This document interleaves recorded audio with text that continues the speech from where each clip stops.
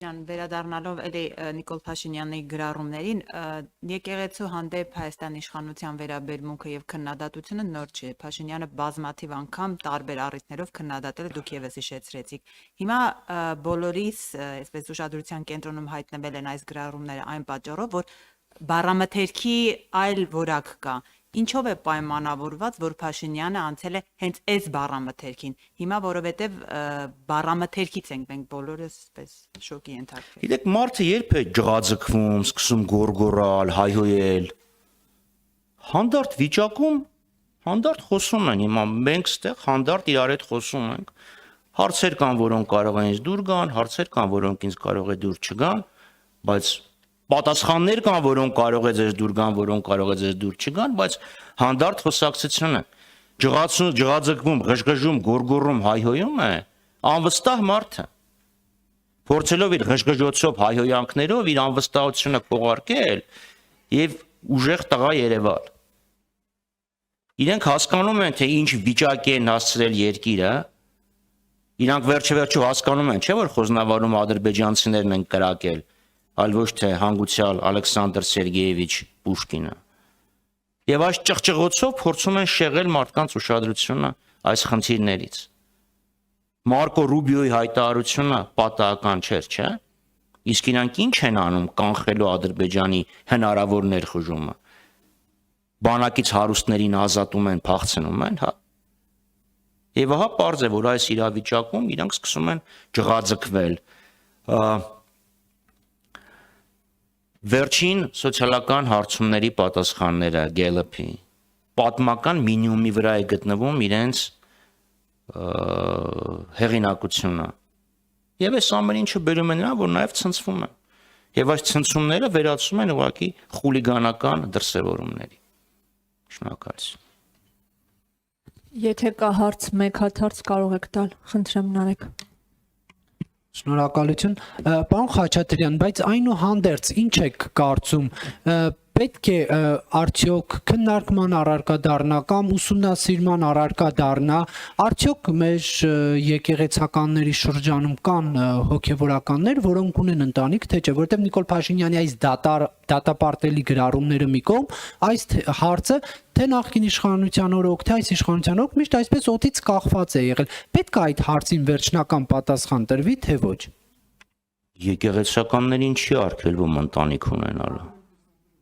Կուսակրոն որևէ եկեղեցական ընտանիք չունի։ Ես բոլոր կուսակրոն քահանաների ընտանեկան դրությանը տեղյակ չեմ, ես ԶԱԳՍ-ի վարիչ չեմ, բայց հայկական եկեղեցու կանոնադրությամբ կանոնակարգը արգելում է կուսակրոն քահանաներին, կուսակրոն եկեղեցականներին ընտանիք ունենալ։ Եթե կան խախտումներ, վստահ եմ Մայրաթոռը ունի գործիք իր եկեղեցականներին, իր սպասավորներին կարգի հրավիրելու համար։ Դա խուլիգանական գրառման թեմա չի կարող դառնալ անպատասխանատու հիմնազուրկ եւ խոհանոցային բամբասանքի մակարդակի։ Շնորհակալություն։ Սիրով։ 2 րոպե ունենք, շատ կարճ։ Պարոն Խաչատրյան, անդրադառնալով գրակոծներին, արդեն տեսնում ենք, որ թիրախում բնակելի տներն են։ Այսինքն Հայաստանի իշխանությունը ինչ պետք է անի, կամ պաշտպանության նախարարությունը արդյոք պետք է արձագանքի որևէ կերպ, թե գնում ենք խաղաղության եւ պետք է այսպես հանդուրժենք։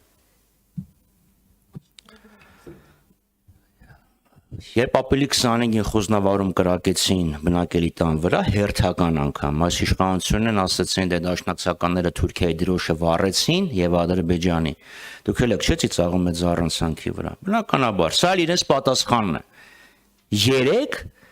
դաշնակցականները Թուրքիայի եւ Ադրբեջանի դրոշ չեն վառել, բայց դա ադրբեջանցիներին չի սանձել եւ իրենք նույնպես կրակել են։ Մարդկության պատմությունը ցույց է տալիս մի բան։ Խաղաղության համար անհրաժեշտ է հավասարակշռություն, անհրաժեշտ է սեփական սահմանները պահելու ընդունակություն։ Ուզում ես խաղաղություն, պատրաստ եղիր պատերազմի։ Պատրաստ լինել պատերազմի չի նշանակում պատերազմ սանձազերծել։ Հետևաբար, որպեսզի մեր սահմաններին, մեր տարածաշրջանում տիրի իրական խաղաղություն, մենք պետք է պատրաստ լինենք պաշտպանել այդ խաղաղությունը, խաղաղության փաստաթուղթը, պայմանագիրը պետք է ապահովի